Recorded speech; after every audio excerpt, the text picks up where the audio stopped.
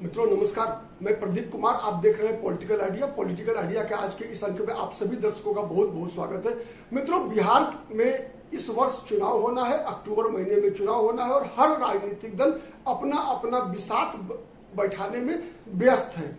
हर राजनीतिक दल अपने अपने चौसर के पासे फेंक रहे हैं। बिहार में के संदर्भ में अगर हम कांग्रेस पार्टी की बात करें तो कांग्रेस पार्टी ने एक नया समीकरण बिहार की राजनीति के लिए इजाद किया है और उसी समीकरण के आधार पर कांग्रेस पार्टी अगले चुनाव में बिहार में जनता के बीच अपना आशीर्वाद मांगने के लिए जाने वाली है। और वो समीकरण क्या है? उस समीकरण का नाम है MSC। MSC मैं इसलिए कह रहा हूं कि इसका मतलब होता है M फॉर मुस्लिम, S और SC का मतलब होता है शेड्यूल कास्ट। ठीक है, आपको पता है कि बिहार में सबसे बड़ी आबादी अगर किसी समुदाय का है तो वो मुसलमानों का है। लगभग 17.5% वोट जो है वो मुसलमानों का है। और ये वोट ऐसा है जो कि कहीं ना कहीं अगर हम देखेंगे तो इधर के दिनों में कहीं ना कहीं दिग्भ्रमित है। किसके साथ जाए ये स्पष्ट नहीं हो पा रहा है मुस्लिम मतदाताओं के बीच में। कहीं ना कहीं वो गलतफहमी के शिकार है, कहीं ना कहीं भ्रम के शिकार है। दूसरा जो शेड्यूल कास्ट का जो खेमा है, पता है शेड्यूल कास्ट का भी वोट परसेंटेज लगभग बिहार में 18% के आसपास है। और इन 18% वोट में अगर हम देखें तो दो ऐसी जातियां हैं जो लगभग एनडीए के तरफ अभी वर्तमान में दिख रही है। उसमें एक है पासवान जाति। पासवान जाति के एक क्षेत्र नेता के रूप में चिराग पासवान, जो कि लोक जनशक्ति पार्टी रामविलास के नेता हैं, लगभग पासवान जाति के पूरे मतों पर उनका एक क्षेत्र अधिकार है। दूसरे नंबर पे अगर हम जीतन राम मांझी की बात करें, ये दोनों बड़े नेता हैं जो कि अभी वर्तमान में एनडीए के साथ है, भारतीय जनता पार्टी के गठबंधन के साथ है, जनता दल यू के साथ है। उनका भी वोट परसेंट लगभग 3% का है। तो मतलब 5.5% और लगभग 3%, लगभग 8-8.5% वोट जो है इन दोनों जातियों को मिलाकर बनता है। इसके अलावा लगभग 10% वोट जो है वो एक तरह से आप कह सकते हैं जिस पर कांग्रेस पार्टी की नजर है। और इसी 10% वोट और 17% वोट पर कांग्रेस पार्टी की नजर है, जिसके लिए कांग्रेस पार्टी ने एक नया टर्म इजाद किया है MSC का। M फॉर मुस्लिम 17.5% और SC में इन दो जातियों को छोड़ दिया जाए। जो पासवान जाति है, दुसाध जाति के लोग हैं, और जो भुइयां समाज है, मुसहर समाज है, जिनका की समर्थन लगभग जीतन राम मांझी के साथ है। तो इसका मतलब 17.5 प्लस 10%, 27.5% वोट पर कांग्रेस पार्टी की नजर है। और कांग्रेस पार्टी का मानना ऐसा है कि बिहार में चूंकि एक तरह से बहुकोणीय मुकाबला होना है, अगर कांग्रेस पार्टी अकेले एकला चलो का फैसला करती है तो बहुकोणीय मुकाबला होगा। और इस बहुकोणीय मुकाबला में कम से कम ये 27% वोट पर जिस पार्टी का कब्जा होगा वो एक बड़ी ताकत के रूप में उभर कर आएगी। इस बात में कहीं कोई संदेह नहीं है। इसी को आधार बनाते हुए आपने देखा होगा अभी पिछले वर्ष कांग्रेस पार्टी के विधानसभा में विधायक दल के नेता हुआ करते थे अजीत शर्मा, जो कि सवर्ण समाज से आते हैं, भूमिहार जाति से आते हैं। उनको हटाकर कांग्रेस पार्टी ने शकील अहमद खान को विधायक दल का नेता बनाया।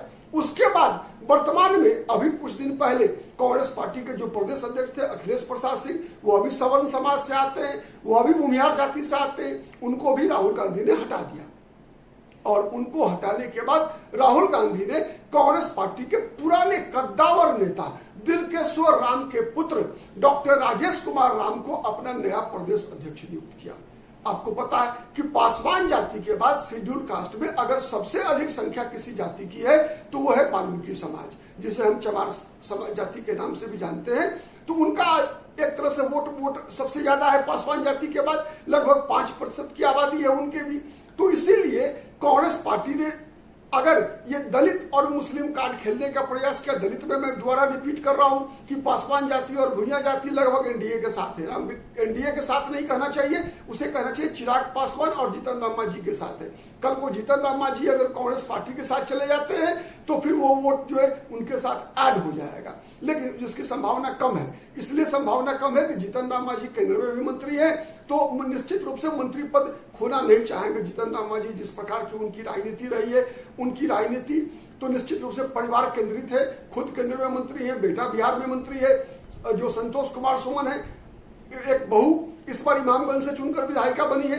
तो इसीलिए वो ताकत जो मिली हुई है, केंद्र में मंत्री खुद, बेटा बिहार में मंत्री, बहू बिहार में विधायक, समधन भी है, वो भी विधायक है बिहार में। तो ये ताकत जो है जीतन राम मांझी खोना नहीं चाहेंगे, इसीलिए हम उनकी बात नहीं कर रहे।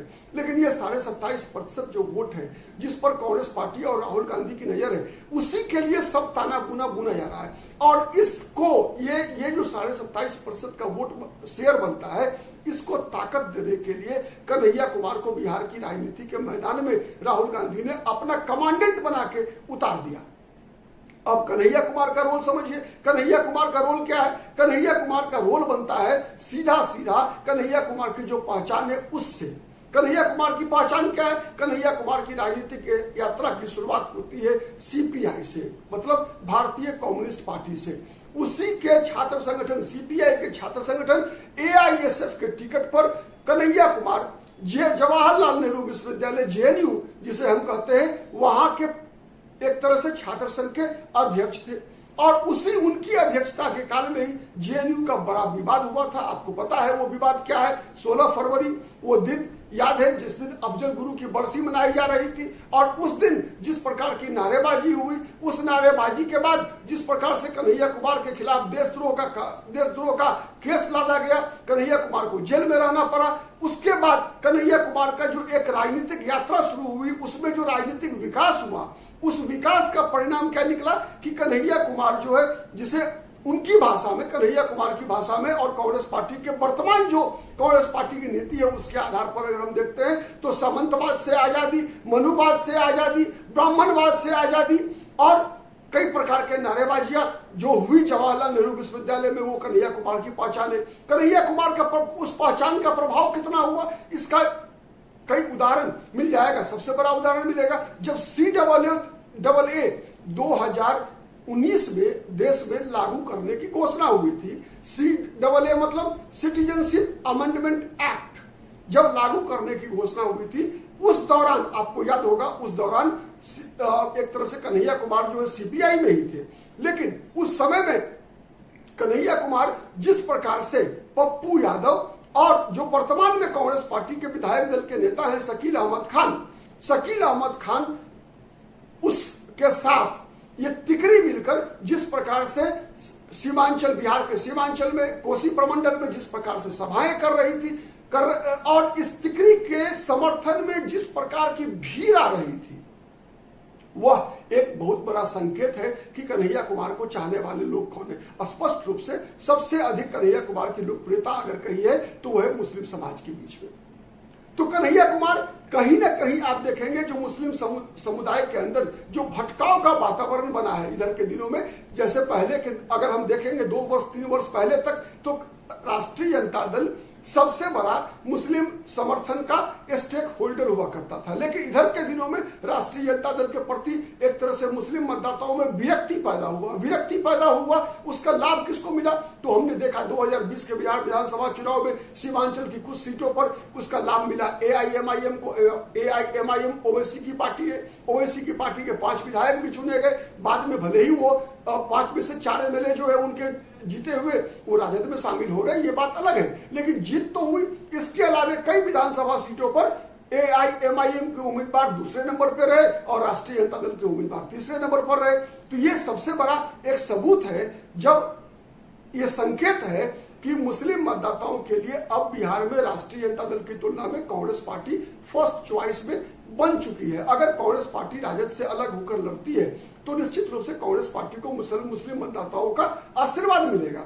अगर नहीं तो ये खतरा भी है। ये खतरा क्या है कि मुस्लिम मतदाता अगर कांग्रेस पार्टी राजद के साथ ही लड़ती है और राष्ट्रीय जनता दल, आपको पता है कि मुसलमानों का एक तरह से विरक्ति होना शुरू हो चुका है, तो कहीं यह वोटर फिर से ओवैसी की तरफ का चला जाए, ओवैसी की पार्टी की तरफ, या फिर कहीं प्रशांत किशोर जो एक तीसरी शक्ति के रूप में बिहार की राजनीति में उभरने का प्रयास कर रहे हैं तो उनके साथ भी जा सकता है, जिसका संकेत आपको कई अभी जो उपचुनाव हुआ बिहार में उसमें मिलेगा। जैसे सारण में जो शिक्षक निर्वाचन क्षेत्र का चुनाव हुआ उसमें जनसुराज के उम्मीदवार जो है वहां चुनाव जीत के मुस्लिम उम्मीदवार थे, वहां पर जो है जनसुराज के उम्मीदवार को काफी अच्छा समर्थन मिला अल्पसंख्यक मतदाताओं का। उसके बाद अभी जो विधानसभा के 4 सीटों पर उपचुनाव हुआ पिछले वर्ष, उसमें गया का बेलागंज, इमामगंज, फिर तरारी विधानसभा सीट जो भोजपुर जिला में आता है, और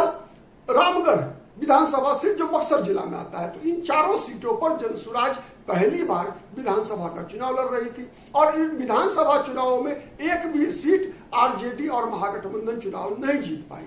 नहीं जीत पाने का सबसे बड़ा कारण रहा प्रशांत किशोर की पार्टी के चारों उम्मीदवारों ने राष्ट्रीय जनता दल का प्रायः वोट काटा। सबसे बड़ा नुकसान किया 2 विधानसभा सीट पर, जो जहां पर की मुसलमानों की अच्छी खासी संख्या थी, वो विधानसभा सीट था बेलागंज से सुरेंद्र प्रसाद यादव जो लगातार 1990 से लेकर आज तक चुनाव जीतते आ रहे थे, उनका पुत्र चूंकि वो सांसद बन गए थे, उसी कारण से वो सीट खाली हुई थी। जहानाबाद से चुने गए थे सुरेंद्र यादव, बाहुबली नेता रहे हैं राष्ट्रीय जनता दल के, कई 90 से आज तक उनकी कभी हार नहीं हुई थी। लेकिन पहली बार जब उनके बदले उनके पुत्र इस बार विश्वनाथ यादव वहां से चुनाव लड़ रहे थे, उपचुनाव लड़ रहे थे, तो उसमें उनकी पराजय हो गई और उनकी पराजय में सबसे बड़ी भूमिका रही जनसुराज की। उसके बाद इमामगंज विधानसभा सीट में भी जीतन राम मांझी की बहू का जीत के पीछे जो सबसे बड़ा समीकरण रहा वो यही रहा कि जनसुराज के जो उम्मीदवार थे डॉक्टर जितेंद्र पासवान, उनको मुसलमानों ने थोक में वोट दिया, आरजेडी को वोट नहीं दिया। उसके बाद रुपौली विधानसभा सीट पर उपचुनाव हुआ था। रुपौली विधानसभा सीट पर भी राजद के उम्मीदवार बीमा भारती को मुस्लिम मतदाताओं ने वोट नहीं दिया, बल्कि वहां पर निर्दलीय उम्मीदवार शंकर सिंह को इसलिए वोट दिया मुस्लिम मतदाताओं ने जिससे कि आरजेडी की जीत, आरजेडी की हार पक्की हो सके। तो इस प्रकार की परिस्थिति का लाभ उठाने के लिए ही राहुल गांधी ने एमएससी समीकरण का निर्माण किया है बिहार में। अब देखना है कि अगर इस एमएससी का समीकरण जो राहुल गांधी बनाने का प्रयास कर रहे हैं, शकील अहमद खान, डॉक्टर राजेश कुमार राम और कन्हैया कुमार, और इसके लिए इन सबों को कोऑर्डिनेट एक तरह से ताकत देने के लिए पप्पू यादव तो बाहर से है ही, तो ये चौकड़ी और 5वां इन लोगों का सबका एक तरह से कह सकते हैं जो एक तरह से जिनके नेतृत्व में ये चौकड़ी काम करेगी, वो कृष्णा अलभरू जो नए कांग्रेस पार्टी के प्रभारी बनकर आए हैं बिहार में। तो उनके मार्गदर्शन में जिस प्रकार से ये चौकड़ी विकास कर रही है और जिस प्रकार की योजनाएं बना रही है, जिस प्रकार से राहुल गांधी की योजनाओं को जमीन पर उतारने का प्रयास है, अगर ये सफल हुआ तो कांग्रेस पार्टी निश्चित रूप से 2025 के बिहार विधानसभा चुनाव में एक बड़ी ताकत बनकर उभर सकती है। आज के लिए इतना ही। बहुत बहुत धन्यवाद। नमस्कार। जय हिंद।